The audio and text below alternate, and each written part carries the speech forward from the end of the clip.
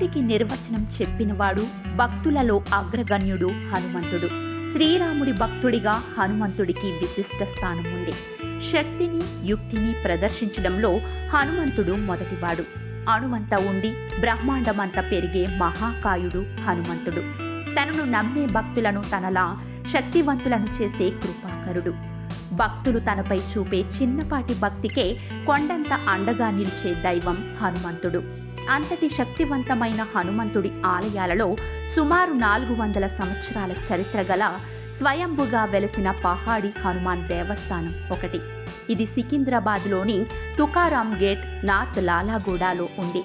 ఈ ఆలయ పరిసరాల్లో ఒకప్పుడు నాగదేవతలు సంచరించేవారట. ఓ నాగదేవత ప్రతిరోజు ఉదయాన్నే స్వామివారిని దర్శించి ప్రదక్షిణానంతరము కొండ దిగువనున్న అమ్మవారి ఆలయంలోకి ప్రవేశించి అదృశ్యమయ్యేదట. అందుకే ఈ ప్రదేశాన్ని ఇక్కడి ప్రజలు నాగభూమి అని పిలుస్తారు.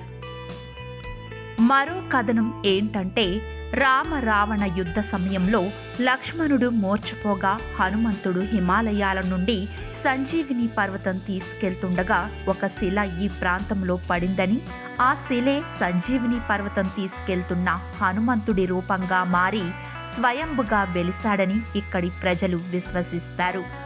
నగరం నడిబొడ్డున సువిశాల ప్రాంతంలో ప్రకృతి అందాల నడుమ చిన్నపాటి వృక్ష సంపదలు ఈ దేవాలయం చుట్టూ ఉండడంతో వెళ్లిన వెంటనే మనసుకు ప్రశాంతత కలిగిస్తుంది.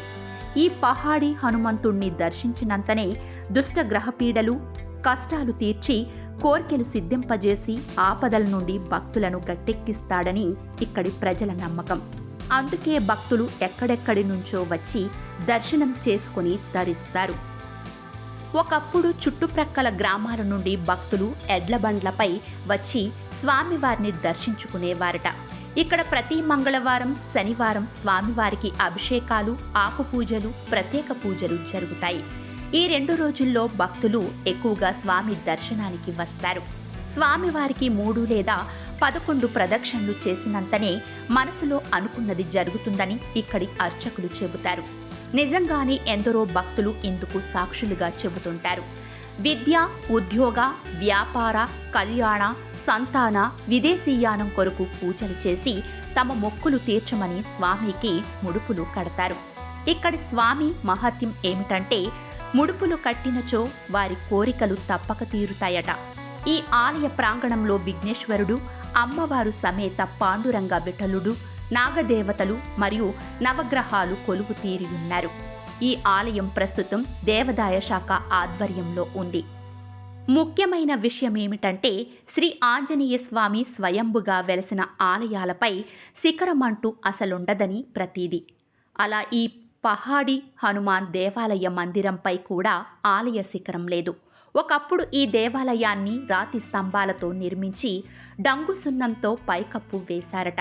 అది నిదర్శనంగా మనకిక్కడ అగుపిస్తుంది. అది నేటికిని ఎంతో బలంగా అలాగే ఉండిపోయింది. ఇక ఈ గుడి బయట ఉన్న రాగి చెట్టు, వేప చెట్టు 2 కలిసి ఉండడంతో పవిత్రంగా భావించి గుడిని దర్శించుకున్న భక్తులు వాటి చుట్టూ ప్రదక్షిణలు చేస్తే మ్రొక్కిన మొక్కులు, కోరిన కోరికలు కూడా సిద్ధిస్తాయని అంటారు.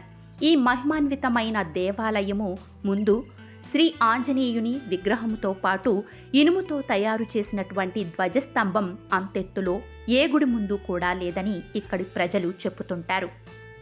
ఇంతటి మహిమాన్విత పహాడి హనుమాన్ ఆలయాన్ని ఇంకా భక్తులు ఎక్కువగా దర్శించాలని మా కోరిక. మా ఛానల్ వీక్షిస్తున్న భక్తులు ఈ పహాడి ఆలయాన్ని దర్శించి స్వామివారి దయకు పాత్రులు కావాలని, కోర్కెలు తీర్చుకొని జీవితంలో భయ విముక్తులై అష్టైశ్వర్యాలతో తొలతూగాలని మనస్ఫూర్తిగా ఆశిస్తున్నాము. జై శ్రీరామ్, జై శ్రీ పహాడి హనుమాన్. దయచేసి మా వీడియోను సబ్స్క్రైబ్ చేసి, లైక్ చేసి, షేర్ చేస్తూ మీ అమూల్యమైన కామెంట్స్తో ప్రోత్సహించవలసిందిగా కోరుచున్నాం.